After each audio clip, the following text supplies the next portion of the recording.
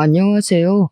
저는 딸을 둘씩 두고 있는 아빠입니다. 지난 주말 날이 너무 좋아서 딸들이랑 손녀들이랑 소풍을 다녀왔어요. 집안에서 홀로 남자인 저는 우리 사랑하는 식구들의 기사 노릇을 톡톡히 하며 즐겼던 날이었습니다. 이렇게 저희 식구 다 같이 웃으면서 시간을 보낼 때면 이젠 할아버지 나이가 되었는데도 젊은이들처럼 힘이 불끈불끈 솟고 더 열심히 오래오래 살고 싶은 욕구가 생겨요. 우리 애들이 제 삶의 이유라는 겁니다. 이 사랑스러운 아이들이 태어날 때부터 계속 그렇게 웃기만 하는 세월이었다면 얼마나 좋았을까 하는 아쉬움이 좀 있네요. 사람 인생이란 게 그럴 수 없다는 걸 알잖아요.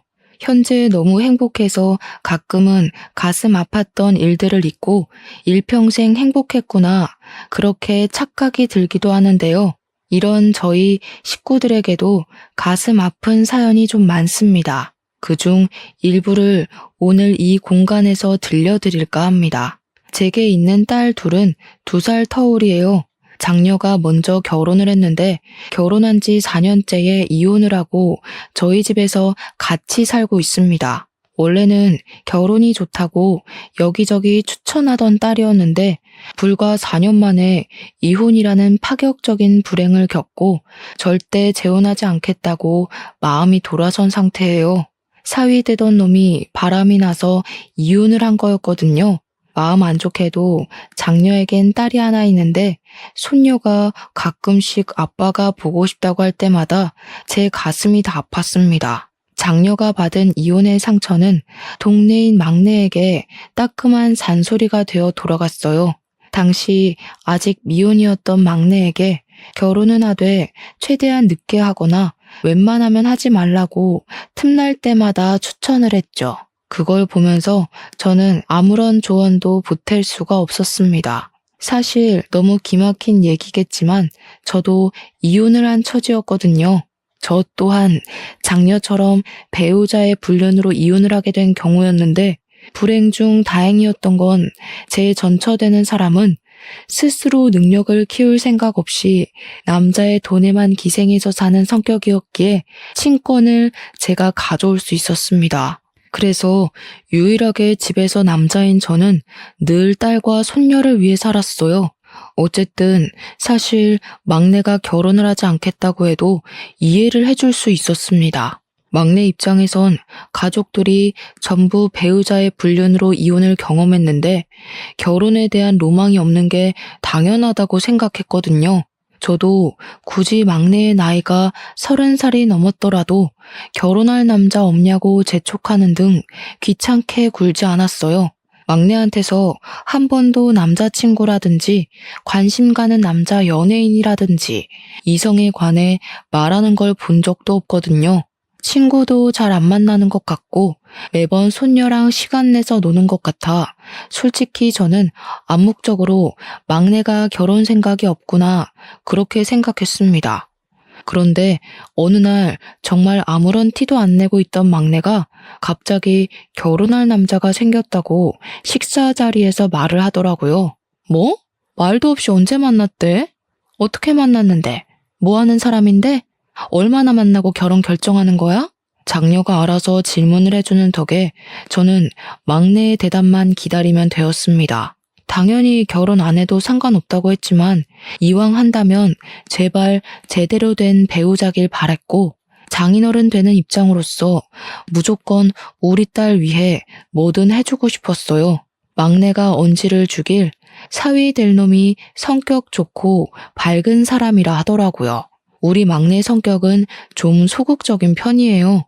소위 말하는 집순이인데 자기 남자친구랑 있으면 많이 웃게 된다고 하길래 사실 일단 그거면 충분히 합격 조건이라고 생각했습니다. 사돈집 배경이고 뭐고 그저 우리 딸이 많이 웃을 수 있다면 저는 더 이상 바랄 게 없었어요. 저랑 장녀가 이혼을 겪었다 보니까 서로 영혼이 통하는 게 얼마나 중요한 건지 알겠더라고요. 제발 막내딸 결혼만큼은 저희처럼 실패가 없길 바랬습니다. 그래도 장녀 입장은 동생 앞날이 그저 걱정인가 봐요. 축하보다는 세상에서 제일 쉬운 게 사람 마음 변하는 거라고 섣부르게 판단하지 말라며 단단히 경고 먼저 해주더군요. 계속되는 장녀의 잔소리가 좀 그랬는지 막내가 좀 기분 상해하는 것 같길래 일단은 제가 시간 날 때 소개해달라는 말로 상황 무마시켰습니다. 그리고 어느 날 딸과 함께 우리를 찾아온 총각이 있었는데 키도 크고 복장도 깔끔한 데다가 웃음이 참 시원시원한 총각이더군요. 아시겠지만 그자가 바로 제 사위된 놈입니다. 사위는 일단 한마디로 우리에게 너무 잘했습니다. 점수고 말고 할 것 없이 막내딸뿐만 아니라 우리 식구 전체를 웃게 하는 특유의 재능이 있었어요. 중개사 사업 때문에 이런저런 사람을 많이 만난다더니 그래서 사람 상대할 줄 아는 것 같더라고요. 작년은 사위의 재롱에 넘어갈 듯 말 듯 계속 경계했지만 막내와의 결혼을 반대하는 기색은 딱히 없었습니다. 그렇게 우리 막내딸의 결혼이 흔쾌히 성사되었고 분가를 하게 되었어요.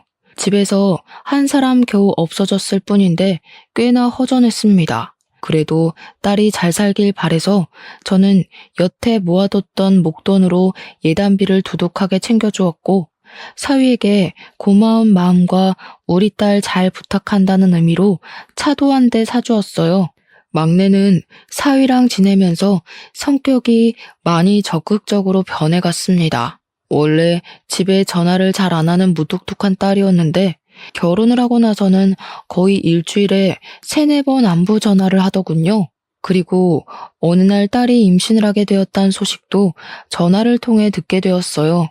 너무 기뻐서 그 소식을 듣자마자 막내 얼굴을 보러 가려고 했습니다. 그런데 제 마음을 알아준 건지 그 주 주말에 사위랑 딸이 집을 찾아왔더라고요. 고생 많았네 공서방. 앞으로 바쁜 사람이 더 바빠지게 생겼구먼. 그래도 좋은 소식이 일찍 들려서 내가 얼마나 기쁜지 몰라. 아유, 제가 뭐 한 게 있나요? 앞으로 고생은 다 가은이가 할 텐데 걱정이에요. 저도 제 나름대로 최선은 다할 거지만 남편 역할 잘 못 해내면 어쩌나 그게 요즘 제일 큰 고민이기도 하고요. 장인어른이 좀 많이 알려주세요. 저희 부모님은 먼 지방에 계셔서 도움 청하기도 어렵네요. 당연하지. 앞으로 아빠라고 생각하고 얼마든지 나 찾아와도 돼. 어려워하지 말고 뭐든 필요하면 말만 하고. 사위는 그렇게 유난 떨며 집을 들른 후 별다른 연락이 잘 안 왔습니다. 자주 연락하던 막내도 연락이 뜸하길래 몸이 좀 안 좋은가 걱정이 되었어요. 저는 식당 일을 하고 있어서 가게를 비우기가 애매해 막내 집에 가볼 수가 없었는데 제가 종일 막내 걱정하고 있는 걸 장녀가 알아챈 건지 어느 날 막내 집에 한번 내다보고 오겠다고 하더라고요. 저는 장녀에게 너무 고마웠어요. 가는 김에 막내딸이 좋아하는 레드향 귤 좀 사가라고 돈도 쥐어줬습니다. 그렇게 막내 집을 다녀온 장녀가 잠깐 옷 갈아입는 사이 5살짜리 첫째 손녀가 혼자 막 종알종알 대었는데 제가 응? 뭐라고? 하면서 안아주니까 손녀가 하는 말이 제 심장을 쿵 떨어뜨렸습니다. 할아버지, 이모 우울증이래요. 근데 우울증이 뭐예요? 이모가 엄마 안아서 막 울었어요. 우울증이 오는 거예요? 우울증이라니 역시 우리 막내가 지금 많이 안 좋은 상태인 건가 싶었어요.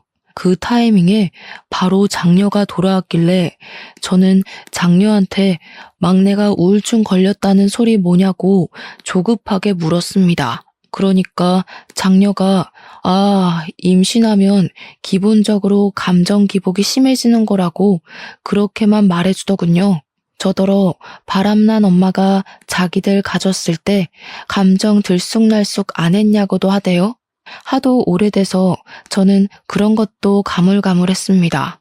일단은 사위랑 문제 있는 건 아니라고 하니까 식겁해서 마음을 놓긴 했죠. 하지만 딸이 우울하다고 밥도 제대로 못 챙겨 먹고 있을까봐 너무 걱정되더라고요. 몇 날 며칠을 고민하다가 결국은 딸이 아닌 사위한테 전화해 방문하겠다고 저녁 한 끼 같이 먹자고 했고, 약속을 가야 하는 당일은 제 김치찌개 식당 문을 닫았습니다. 사위가 아직 퇴근 전이라고 하길래 우리가 먼저 딸아이의 집에 당도했었어요. 초인종을 누르자 잠시 뒤 막내가 나왔는데, 막내는 생각보다 건강한 모습으로 우릴 반겨주었습니다. 푸른 배를 안고 나와 아빠 하면서 보고 싶었다고 먼저 안아주더군요. 그런데 저는 그게 더 걱정되었어요. 사실 우리 막내가 이렇게 애교 부릴 줄 아는 애는 아니거든요. 일이 먼저 애정 표현을 하는 것 보니 많이 힘들긴 한 것 같아서 안쓰러웠습니다. 저는 개인적으로 막내에게 용돈도 챙겨주었어요. 사위한테도 따로 줄 거니까 혼자 쓰라고 말이죠. 그리고 우리는 제 차로 이동을 해 사위가 예약해 놓은 식당으로 향했습니다. 저는 차를 끌었기 때문에 반주는 못하고 장녀랑 사위만 술 한 잔씩 기울였죠. 맛있게 밥을 먹고 이제 둘을 집에 내려준 뒤 우리는 그만 돌아가려고 하는데, 막내만 차에서 내릴 뿐이고 사위는 안 내리더라고요. 그러면서 사위가 제게 부탁하는 어조를 보였는데요. 장인어른, 죄송하지만 제가 일이 있어서 그러는데 혹시 좀 태워다 주실 수 있나요? 여기서 10분밖에 안 걸리는 곳이거든요. 그래? 아니, 다 늦은 밤인데도 집 구하는 사람들이 있어? 웬만하면 내일로 잡지 그랬어, 피곤하게. 제가 돈 많이 버는 이유입니다. 아무래도 사업이 사업인지라 고객 시간에 맞추는 게 고수익 유지하는 비결이거든요. 젊을 때 돈 많이 벌어놔야 되지 않겠습니까? 그래야 가은이도 호강시켜줄 수 있고, 우리 딸과 훗날 태어날 손주를 위해서 일부러 밤낮으로 일을 뛴다는 사위가 기특해 보였습니다. 몸 생각 좀 했으면 좋겠다는 걱정은 뒷전으로 한 채 저는 사위를 태워주기로 했어요. 10분 거리인데 어중간하게 택시 타기도 그렇잖아요. 그래서 저희는 막내에게만 인사를 하고 그만 출발하려고 했습니다. 그런데 사위가 잠시만요 하더니 차에서 내려서 막내에게 포옹을 해주더라고요. 뭐라고 하는지는 안 들렸지만 둘이서 중얼중얼 뭐라고 대화를 하는 것 같더니 사위가 웃는 얼굴로 올라타면서 출발해달라고 했습니다. 딸한테 문단속 잘하고 무서우면 불 켜고 자도 된다고 했다네요. 사위가 이렇게 딸 걱정을 많이 해주고 있는데도 불구하고 딸에게 우울증이 찾아왔다는 건 임신이란 게 정말 힘든 일이기 때문이겠죠. 부디 고된 시간을 홀로 견뎌야 하는 제 딸이 우울증에 무너지지 않기만을 속으로 바라고 또 바랬네요. 저는 창문 밖으로 막내딸에게 인사하고 엑셀을 밟았어요. 딸이 집에 먼저 들어갔으면 했는데 백미러로 계속 확인을 해도 막내가 꼼짝도 안 하고 가만히 서 있기만 하더라고요. 제가 핸들을 꺾을 때까지도 딸은 그대로 있었고, 결국 딸이 귀가하는 건 보지 못한 채 도로를 빠져나왔습니다. 마음이 왠지 모르게 찝찝했어요. 사위도 늦게 귀가할 것 같던데 하루만 딸을 우리 집에서 재울까 그 생각도 잠깐 했습니다. 그렇게 10분 정도 갔을까 사위가 목적지를 가리키길래 내려달라고 하는 곳에 세웠어요. 그곳은 입주자가 굉장히 많을 것 같은 오피스텔 건물이었습니다. 감사합니다, 장인어른. 다음에는 제가 밥 사드릴게요. 앞으로도 가은이 걱정은 하지 마세요. 제가 잘 보필하고 있으니까요. 사위는 마지막까지 예쁜 말을 하고서 차 문을 열었습니다. 저는 사위 내리기 전에 얼른 용돈 봉투를 건넸어요. 그러니 사교성 좋은 사위가 술까지 들어가서 그런지 제게 고맙다고 진한 포옹을 해주더라고요. 자기가 나이 먹고 누구한테 용돈을 줘보기만 했지 받아보는 건 오랜만이라면서 말이죠. 어떻게 보면 우리 딸이랑 또래라서 제겐 아들과 마찬가지인데 그 소리를 들으니까 자식이 하나 더 생긴 것 같은 기분이 들었어요. 그날 사위에게 마음의 문이 조금 더 열리기도 했습니다. 그렇게 며칠 후 딸에게서 오랜만에 전화가 왔어요. 다들 자는 시간에 전화를 했더라고요. 혹시 무슨 일이 있나 싶어 급하게 전화를 받았는데 정작 안에서는 아무 소리도 안 들렸습니다. 저는 몇 번이나 딸 이름을 더 불렀어요.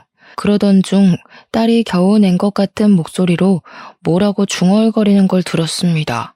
자리에 앉아 음량을 키우고 다시 제대로 들었는데 그 순간 살려달라고 우는 소리를 하는 딸의 음성이 들렸어요.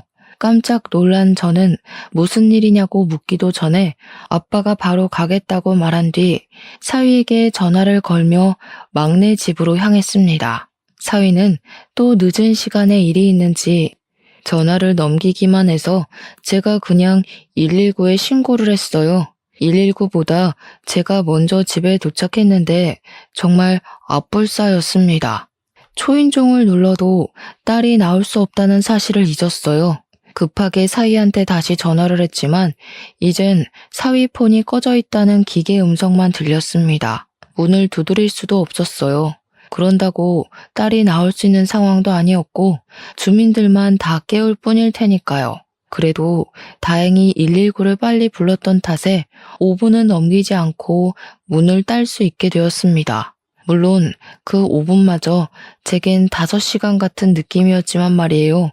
소방관이 문을 따주자마자 제가 제일 먼저 안으로 들어갔습니다. 침대 아래로 쓰러져 있던 딸은 이미 의식 불명이었고 양수가 터져서 침대랑 옷이 다 젖어 있었습니다. 저는 의식 없는 딸을 붙잡고서 눈 좀 떠보라고 만졌는데 소방관이 딸의 상태를 체크하더니 빨리 병원으로 옮기는 게 급선무라고 들것에 싣고 나섰어요. 그렇게 병원에 내려서 저는 딸아이 한번 만져볼 틈도 없이 수술실로 보내야 했습니다. 딸이 수술실을 들어가는 사이에도 내내 의식을 못 찾아서 제가 얼마나 속이 터졌는지 몰라요. 너무 상황이 위급하니까 의사한테 무슨 일이 일어났다는 건지도 못 들었잖아요. 양수가 터져도 괜찮은 건지 우리 딸이 혹시 많이 위태로운 상황은 아닌지 그런 걸 전혀 알지를 못했으니 하염없이 기다리는 그 시간이 정말 지옥 같았습니다. 그저 수술이 무사히 끝나기만을 바라는 게 제가 할 수 있는 최선의 기도였어요. 다행히도 제 목숨이 달아나는 일은 일어나지 않았습니다. 개운한 얼굴로 나온 의료진들이 제게 딸과 손녀 목숨에는 지장이 없다고 말씀해 주셨어요. 대신 딸 뱃속에 있던 손녀는 조기 출산이라서 바로 인큐베이터 행이 되었다고 합니다. 일단은 둘 다 살아서 얼마나 하늘에 감사했는지 몰라요. 만약 딸이 잘못되었다면 저 정말 제 스스로 무슨 짓을 벌였을지 모릅니다. 저는 밤새 딸 옆을 지키면서 마음의 안정을 찾은 뒤 몇 번이나 더 사위한테 전화를 걸었습니다. 역시나 꺼진 폰이라고 하더군요. 사돈댁은 지방에 있는 사람들이라서 오기가 번거로우니 일부러 큰 사고가 생길 뻔했다고 연락은 안 했어요. 마침내 아침이 되고 제가 잠시 딸 옆에서 잠이 들었을 때 딸이 의식을 찾아서 저를 깨웠습니다. 저는 벌떡 일어나 딸의 상태를 살피면서 또 한 번 하늘에 감사하다고 연신 중얼거렸어요. 눈물은 마르지도 않는 건지 딸을 잃을 뻔했던 지난 새벽의 공포가 다시 상기되어 눈물이 주르륵 흘렀습니다. 그리고 그제야 드디어 사위한테서 전화가 왔어요. 저도 모르게 받자마자 성질을 내었습니다. 자네 대체 뭐하는 인간이야? 내 딸이 양수 터져서 다 죽어가고 있었는데 어디서 뭘 하고 있었던 거야? 또 일이었어? 그 일이 내 딸이랑 손주를 위해서 번다고 하지 않았어? 근데 이게 뭔가? 자네가 있었다면 더 빨리 병원에 올 수 있었을 거 아니야? 내 딸이 오죽했으면 나한테 전화를 했겠어. 네? 아니 저는 죄송합니다 장인어른. 정말 죄송합니다. 어디 병원입니까? 제가 지금 바로 갈게요. 사위는 죄송하다고 일이 바빠서 몰랐다고 변명하며 뒤늦게 허겁지겁 병원으로 달려왔습니다. 병원에 도착한 사위 꼬락서니는 밤새 일 때문에 바빴다는 사람치곤 너무 멀끔한 상태였어요. 그것조차 화가 나서 저는 사위 얼굴을 보자마자 귀싸대기를 날렸습니다. 제 딸이 죽을 뻔했단 생각에 너무 아찔해서 그땐 정말 사위를 어떻게 해버리고 싶었거든요. 당시만 생각하면 아직도 심장이 벌렁벌렁하고 손 떨립니다. 사위는 그렇게 처맞고도 바로 제 앞에 무릎을 꿇고 또 한 번 사죄를 했습니다. 제가 한 대 더 때리라고 해도 그대로 맞을 각오를 하고 있더라고요. 그런 사위를 보면서 한편으로는 그저 열심히 일해서 자기 가족들 잘 먹고 잘 살게 하려고 했을 뿐일 텐데 사위가 무슨 잘못이 있을까 싶었어요. 그래서 2대까진 때리지 않았습니다. 사위는 일어나라는 제 말에 뒤늦게 일어서서 제 딸을 살폈어요. 딸에게도 손을 잡으며 사과를 청하더군요. 근데 딸도 사위에게 화가 단단히 난 건지 사과를 받아주지도 않고 고개를 돌려버렸습니다. 아마 딸이 그날은 일을 안 가면 안 되겠냐고 했었을 것 같은 감이 왔어요. 저는 화 좀 식힐 겸 잠시 화장실을 나갔다가 다시 병실로 돌아갔습니다. 그런데 가는 길에 자판기 쪽에 누구랑 통화하고 있는 사위를 목격했어요. 뭔가 곤란한 분위기 같아 보여서 혹시 일 때문에 그러는 건가, 내가 괜히 실수를 한 건가 싶어서 건물 귀퉁이에 몰래 숨어들었습니다. 그래서 오늘은 거기서 잘 거라고? 안 돼. 그럼 나 혼자 자란 말이야? 나 혼자 자는 거 무서워하는 거 알잖아. 알지. 근데 이번엔 어쩔 수가 없어. 이틀은 와이프 옆에 있어줘야 돼. 장인어른 화나셨다니까. 나 뺨까지 맞았다고. 어이없다. 양수 터진 게 뭐 유별난 일이라고. 우리 엄마도 나 낳기 전에 양수 터졌는데 멀쩡하게 살아있어. 그거 흔한 일이야. 이미 장인어른 눈 돌아서 내 변명 아무것도 안 통해. 이번만 봐줘. 네가 전화 받지 말라고 해서 이사달 난 거잖아. 서러워서 진짜. 거기 딸 낳았다고? 내가 아들 낳아줄 테니까 내 옆에는 태어날 때까지 있어줘야 돼. 알겠지? 명백히 사위의 목소리였습니다. 사위는 우리 막내에게나 보여줬던 목소리로 아주 달큼하게 다른 여자랑 통화하고 있었어요. 믿을 수가 없었습니다. 그동안 우리 딸을 위해서 일하느라 등골 빠지고 있는 중인 줄 알았더니 다른 여자한테 눈 돌리느라 바빴던 거였어요. 화가 치밀어 한 발자국도 떼지 못했더니 통화를 마치고 오는 사위와 그대로 마주쳤습니다. 사위는 악소리를 지르며 혼자 나자빠지더군요. 그 꼴은 도둑이 제발 저려 쫄아있는 모습과 같았습니다. 뭘 그렇게 놀라나? 누가 보면 죄 지은 줄 알겠어. 나 몰래 뭐 허튼 짓이라도 했던 거야? 아니요. 그럴 리가요. 근데 언제 오셨어요? 방금 오신 거예요? 사람 실없기는. 그럼 방금 왔지. 내가 뭐하러 여기 가만히 서 있었겠어? 아까 때린 건 미안했네. 내가 너무 흥분해서 그랬던 거니까 자네가 이해해줘.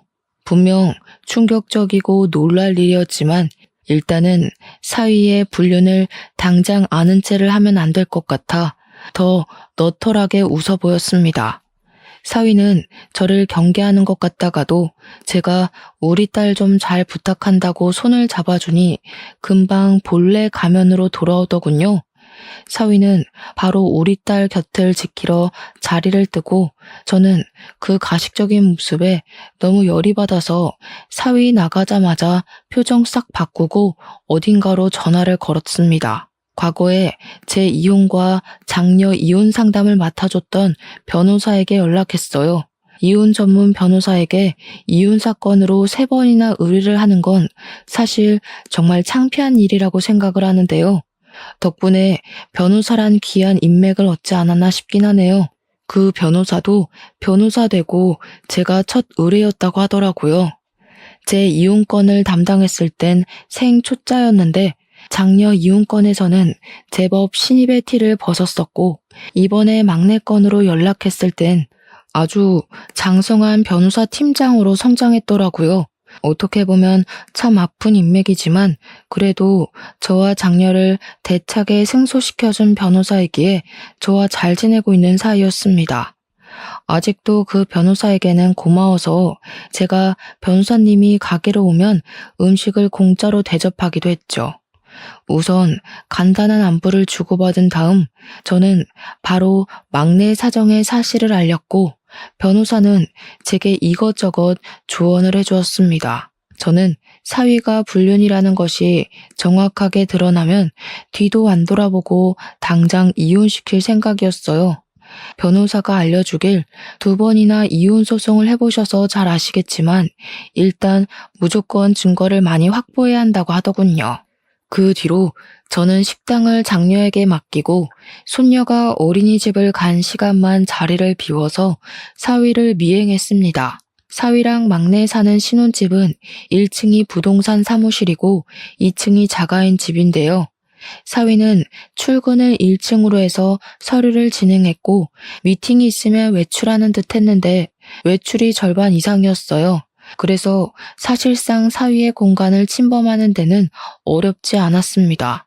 그리고 사위가 외출하는 시간을 며칠간 지켜보면서 어느 시간대에 밖을 나서고 움직이는지 파악했습니다. 우선 막내딸에게 먼저 찾아갔는데 막내는 자기 딸을 재운 후 겨우 잠들어 있었습니다. 그리고 저는 막내에게 제가 알고 있는 사실들을 솔직하게 물어봤어요. 그렇잖아도 위태롭던 막내딸은 제가 묻자마자 얼굴이 일그러지며 눈물을 터뜨리더군요. 이놈 새끼가 이런 쓰레기짓 하고 다녔는데 왜 말 안 했어? 아빠한테 진작 말했어야지. 아빠는 네가 이렇게 힘들게 지내는 줄도 모르고 밑 빠진 독에 물이나 붓고 있었으니 가족이 있는데 왜 이걸 너 혼자 참고 있었어? 남편이 이거 고자질하면 친정까지 손봐줄 거라고 협박하잖아. 남편 돈 많은 거 알지? 그러다 나 때문에 아빠 식당 손해가면 어떡해? 우리 딸도 지켜야 되고 내가 할 수 있는 게 없었어. 보니까 막내는 사위에게 협박당하면서 불륜을 강제로 숨겨주고 있었던 듯 했습니다. 너무 속상했어요. 이혼을 해본 사람 입장으로서 막내의 마음을 이해하지만 제가 충분히 힘이 되어 줄 수 있는데 막내가 오히려 저를 걱정해 줬더라고요. 좀 더 벌이가 괜찮아서 시위 같은 놈 쉽게 짓누를 수 있는 힘이 있었다면 막내가 저에게 과감히 기대었을까 문득 제 신세를 후회하기도 했습니다. 그렇다고 돈으로만 그 썩을 놈을 해결할 수 있는 건 아니잖아요. 돈이 있었다면 빙빙 둘러가지 않고 손쉽게 처리할 수 있었겠지만 빙빙 둘러가야 하는 만큼 더 고통스럽게 망하게 하겠다고 결심을 했어요. 저는 막내에게 사위랑 대화할 때마다 녹음하라고 그럼 내가 다 알아서 해주겠다고 일러뒀죠. 불쌍한 우리 막내딸, 저한테 잘 사는 모습 보여주려고 했는데 그저 미안하다고 울기만 하더군요. 좀 소극적이고 무뚝뚝하더라도 나쁜 소리 한번 안 해보고 산 착한 딸인데 그런 내 딸에게 이런 고충을 겪게 한 사위를 절대 용서하는 일은 없어야겠다고 다시 한번 마음을 다잡았습니다. 그 상놈 새끼 때문에 내 딸이 매일 눈물 흘렸을 걸 생각하니 저는 참고 참았던 부하가 치밀어 올라 눈에 뵈는 게 없어졌어요. 저는 딸에게 1층까지 딸 수 있는 마스터키를 받아서 내려갔고 사위가 오기 전에 사무실을 열고 들어갔습니다. 단 한 번도 도둑놈처럼 자물쇠를 따고 누군가의 공간을 침입한 적이 없었는데 이 세상이 더러운 놈에게는 더러운 방법으로 접근해줘야만 속 시원하다고 하는 것 같더라고요. 그렇게 몰래 침입한 사무실을 뒤졌는데 황당하게도 제가 뒤적거릴 필요도 없이 손쉽게 불륜 증거물을 찾을 수 있었습니다. 제 딸 말이 남편은 일적인 공간을 침해받는 걸 안 좋아해서 한 번도 1층에 내려가 본 적 없다고 하더군요. 그래서 그런지 사위 사무실은 그야말로 내 딸이 모르는 여자의 흔적이 덕지덕지 묻어 있었어요. 그냥 휴대폰 렌즈를 들이미는 곳마다 증거물이 쏟아졌어요. 속옷이나 머리카락, 여자 화장품, 같이 찍은 사진까지 아주 불륜 창고 그 자체라고 해도 과언이 아니었죠. 사진 찍다가 또 한 번 성질이 난 저는 주변 물건들을 죄다 바닥에 던져버렸습니다. 그리곤 딱 봐도 제 딸은 바르지 않는 색깔의 립스틱을 들고서 사위 컴퓨터 모니터에 글씨를 썼었어요. 이제부터 지옥 갈 준비나 하라고 말이죠. 그렇게 사무실을 나왔는데 문득 사위가 지난날 내려달라고 했던 오피스텔이 떠올랐습니다. 상간녀랑 통화하던 내용을 들어보면 어딘가 모르게 두 집 살림을 하고 있는 기운이 물씬 풍긴다고 생각했는데 설마 그곳에서 두 집 살림살이라도 하는 건가 싶더군요. 그게 만약 맞다면 정신 나간 놈이 겁대가리까지 상실했던 거죠. 감히 장인어른한테 두 집 살림하는 곳으로 바래다 달라고 한 거잖아요. 그런 확신이 들자 거길 안 찾아가면 안 되겠더라고요. 일단은 사위가 그곳에 있는지 없는지 몰라서 사위한테 전화를 했더니 마침 오피스텔에서 일 중이라네요. 주로 거기서 일을 더 많이 한다고 하면서 능글맞게 답을 하는데 정말 뻔뻔함을 보았네요. 저는 전화를 끊자마자 그곳으로 달려갔습니다. 사위가 있는 곳이 몇 호실인지 몰라서 그 오피스텔 앞에서 주야장천 사위 나오길 기다렸어요. 눈 빠지게 기다리던 순간 사위가 웬 아가씨랑 팔짱 끼고 나오는 걸 목격했죠. 직접 눈으로 보니까 과거의 제 이혼과 장녀의 이혼 트라우마까지 떠오르면서 손이 떨리더군요. 그래도 세 번째인지라 제법 저는 침착하게 대처를 할 수 있었습니다. 황급히 그걸 사진으로 찍어서 증거를 남겼죠. 그렇게 변호사랑 같이 증거 수집 및 고소 과정을 면밀히 살폈는데요. 제가 사위 직업이 잘 나가는 중개사라고 변호사한테 일렀던 적이 있었거든요. 그런데 변호사가 뜬금없이 그것에 중점을 두면서 수상해 하더라고요. 아버님, 혹시 그 중개사가 개인 사익 없이 공정하게 거래를 하던가요? 어딘가 찝찝한 구석은 없었어요? 글쎄요. 제가 사위 일할 때 같이 있어 본 적이 없어서 그런 건 잘 몰라요. 일하는 척 하면서 불륜 저지른 것밖에는. 뭔가 다른 게 있는 거예요? 다른 게 있을 확률이 클 것 같네요. 이런 부류의 사람들은 대개 공정한 거래는 안 할 겁니다. 이건 제가 따로 알아보고 연락드릴게요. 사위분 명함 있으세요? 변호사는 제가 사위 명함을 받아서 그 자리에서 바로 사위한테 전화를 걸었습니다. 그리곤 지인에게 소개받아서 연락한다면서 전세 건물 좀 몇 개 보려고 한다고 사위랑 시간 약속을 잡았죠. 며칠 후 변호사는 직접 발로 뛰어 사위를 만났고 같이 건물을 돌았다고 하더군요. 전세계약 고객이 오랜만에 들어온 건지 사위는 특유 재능 있는 말발로 변호사를 데리고 다니며 건물들을 소개했고 그런 사위에게 변호사는 자신의 직업을 숨기고 그저 취준생이라고만 했다 합니다. 취준생이라는 말에 사위는 더 거만해졌다고 하더군요. 변호사에게 소위 깡통 전세인 건물들만 소개를 하면서 언변으로 변호사의 눈을 속이려 들었다네요. 누가 봐도 여기다 전세금을 내고 계약을 하면 돈을 돌려받지 못할 게 뻔한데도 마치 대단한 건물인 척, 없어서 계약 못하는 건물인 척 변호사한테 사기를 치며 거래를 시도했다고 합니다.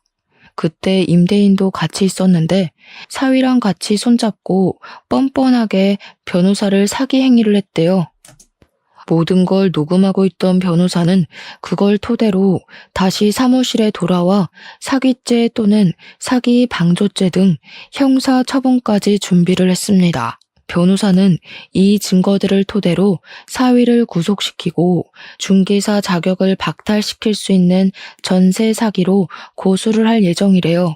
그리고 이 와중에 하늘이 저희를 돕는 건지 전세 사기로 좀 더 확실한 증거물을 찾던 중 황당하게도 사위가 과거에 전세 사기로 한번 신고당했던 적이 있다는 것도 발견을 했습니다. 그때는 합의가 이루어졌는지 피해 금원을 피해자에게 돌려주면서 상황이 크게 안 커진 듯 보였어요.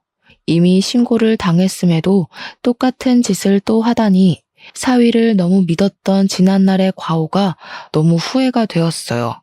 당연히 저는 사위와 합의를 볼 생각이 없었습니다. 변호사도 이런 상습적인 놈에게는 합의로 넘어가주면 안 된다면서 분명 신고당한 것 말고도 여러 번 사기를 저질렀는데 안 걸리고 있는 놈일 거라고 추측하더군요. 만약 이게 사기 혐의가 인정되면 10년 이하의 징역에 처해진다고 하는데 변호사가 사위는 상습 사기라서 아마 형량이 그 정도는 확정일 것 같다고 해줬어요. 역시 전문가의 눈과 손은 달라서 감탄했습니다. 저는 사위의 밥줄까지 끊을 수 있는 방법이 생기자 마치 속이 뻥 뚫린 것처럼 벌써 후련했어요. 이렇게 모든 준비를 끝내놓고 며칠 후 딸에게 전화를 했습니다. 딸도 제게 그간 사위랑 했었던 대화를 착실하게 녹취해서 저한테 보내주었어요. 녹취 속의 사위는 제 앞에서 보이던 목소리와는 확연히 달랐고 딸을 모욕하는 말과 상간녀를 두둔하는 발언을 거침없이 행하고 있었습니다. 제가 없는 그 잠깐 사이에 딸에게 이런 파렴치한 짓을 더 저질렀다는 것에 정말 정신을 놓고 싶더군요. 하지만 저는 사위를 더 괴롭게 만들 준비를 충분히 하였고 그것들은 100% 승소가 가능한 소송들이었으니 위안을 받았어요. 또 변호사가 제 딸이 사위한테 받은 정신적 손해도 배상 청구가 가능하다고 했어요. 사위의 꼼꼼하지 못한 부정행위들 덕분에 다행히 위자료는 자꾸만 치솟았습니다. 그렇게 저는 사위를 찾아갔는데 갈 때는 변호사와 경찰까지 대동해서 찾아갔어요. 사위가 또 오피스텔에 있다고 했습니다. 사실 그 앞에 가서 경찰들이 잠복을 하고 있었거든요. 저는 사위에게 줄 것이 있다고 잠깐 내려오라 했습니다. 사위는 제가 왔다는 소리에 놀라서 건물 밖으로 튀어나왔어요. 그리고 저는 지난날 그랬던 것처럼 사위를 보자마자 주먹을 날려버렸죠. 진작에 사기꾼 새끼라는 걸 알아봤어야 하는 건데 내 딸이 좋다고 해서 그저 합격이라 봐줬건만. 앞으로 깜빵에서 10년 썩을 준비나 해라. 어떻게 할 짓이 없어서 짐승만도 못한 짓들만 골라서 하며 살았냐? 무슨 소리를 하시는 거예요? 일하느라 바쁜 사람 불러놓고 다짜고짜 폭력이라뇨? 장인어른이면 이렇게 아무 때나 사위 불러다가 주먹질로 패도 되는 겁니까? 제가 자꾸 참아주니까 호구로 보이세요. 한 번만 더 이러시면 저도 더는 장인어른이라고 안 봐줄 거예요. 일하느라 바쁘다고? 뻔뻔하게 장인어른한테까지 사기칠 만큼 간땡이가 부어 있었던 거냐? 얼마나 사기를 자주 쳤으면 이렇게 뻔뻔할 수가 있어. 네가 그동안 내 딸이랑 나한테 무슨 짓을 했는지 다 알고 왔어. 전세 사기도 쳤던 놈이라며? 앞으로 너한테 돈 잃을 피해자들처럼 너도 돈에 쪼들려 살아봐라. 사위는 제가 모든 사실을 다 알고 있는 것에 상당히 충격을 먹은 듯한 얼굴이었습니다. 자기가 나름 숨겼던 전세 사기 언급까지 나오니 제가 자신의 불륜 일까지 알고 있는 걸 눈치챈 것 같더라고요. 머리를 잘 굴리니까 눈치는 또 얼마나 빠르던지. 그래서 더는 변명하면 안 되겠다 싶었는지 바로 무릎을 꿇대요. 지나가는 사람들은 더 이상 신경 쓰지 않고 제게 싹싹 두 손을 빌기 시작했습니다. 장인어른이 뭘 알고 계시든 제가 다 잘못했습니다. 제발 신고만 하지 말아주세요. 저 가은이 남편이잖아요. 제가 지금 하고 있는 실수 다 알아서 정리할게요. 앞으로 제 돈으로 가은이랑 장인어른께 더 잘할게요. 저 여기까지 오느라 진짜 힘들었어요. 다른 사람 돈 뜯어가면서 올라간 자리면서 뭘 그렇게 대단한 위치에 있는 것처럼 떵떵거리나? 원래 그렇게 쉽게 얻은 위치는 쉽게 나락으로 가는 거야. 망할 거면 혼자 망해야지 어디 내 딸 인생까지 망치려고 봐달라고 해? 나는 절대 합의 봐줄 생각도 없으니까 괜히 소란 피우지 말고 경찰서 가자. 저는 그제야 잠복해 있던 경찰들을 불렀고 사위를 체포를 부탁했습니다. 사위는 경찰을 발견하자마자 빠릿빠릿하게 잔머리를 또 굴리더니 이미 자신의 회유가 소용없는 짓거리였다는 걸 안 것 같았어요. 갑자기 벌떡 일어나더니 도망을 치더라고요. 그래서 대낮에 느닷없이 경찰이랑 추격전 발생했습니다. 저는 이대로 사위를 놓칠까봐 전전긍긍하며 지켜봤어요. 제가 조금만 더 젊었더라면 당장 쫓아갔을 텐데 그게 아쉬웠습니다. 직진 방향으로 무작정 달리던 사위는 자꾸 뒤를 돌아보며 경찰을 살폈는데요. 마지막 지푸라기라도 잡는 심정으로 달리더라고요. 그런데 사위가 너무 뒤만 신경 썼던 탓인지 미처 앞에 도로가 있다는 걸 확인하지 못했고 그대로 빨간불 신호에 뛰어들었어요. 그만 달려오던 세단에 부딪혀서 사고가 생겨버렸습니다. 너무 놀란 저는 사위가 쓰러진 곳으로 달려갔어요. 사고 현장은 입을 틀어막아야 할 정도로 처참했습니다. 사위는 사고 지점에서 7m 날아간 곳에 추락을 했고 사위 때문에 교통 상황은 순식간에 아수라장이 되었어요. 급 정지로 인한 사고 차량도 군데군데 발생했습니다. 심각해진 상황에 경찰은 119를 불러 사위 먼저 수습을 했고 뒤늦은 사고들 때문에 인력 지원에 나섰죠.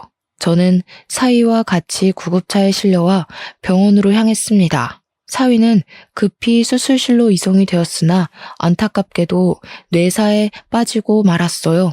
이 사실을 사돈댁에 전화해서 알릴 때 저는 사위가 우리 딸에게 무슨 짓을 했고 어떤 상황에서 일이 이렇게 되었는지 설명을 덧붙여서 전달했어요. 그랬더니 그 부모의 그 자식이라고 그동안 몰랐던 안사돈의 인품이 바로 드러나더라고요. 젊은 애들이 일을 하다 보면 지쳐서 딴 곳에 눈 돌릴 수 있는 거죠. 지금 그깟 불륜이 뭐라고 내 아들을 그렇게 만들었다는 거예요. 그리고 사기는 이미 지나간 일이라고요. 어떻게 장인어른이랑 사람이 사위를 그런 식으로 매장시킬 수가 있어요? 저야말로 분통이 나네요. 하마터면 양수 터져서 죽을 뻔한 내 딸 두고 딴 년이랑 바람이나 피고 있던 놈을 어느 장인이 가만두겠습니까? 그 자식 어떻게든 깜빵에 잡아 쳐넣으려고 했는데 저렇게 아무런 죗값도 못 치르고 병상에 누워있으니 저야말로 속이 터진다고요. 그래서 죽었어요? 며느라기가 죽었냐고요. 내 아들 평생 불구 만들어 놓고 사돈은 죗값 피해갈 수 있을 거라 생각해요? 내가 당신 살인자로 고소할 거야. 저를 고소할 돈이나 있을지 모르겠네요. 지금 그댁 아드님께서 저희한테 저질러 놓은 죄가 너무 많아요.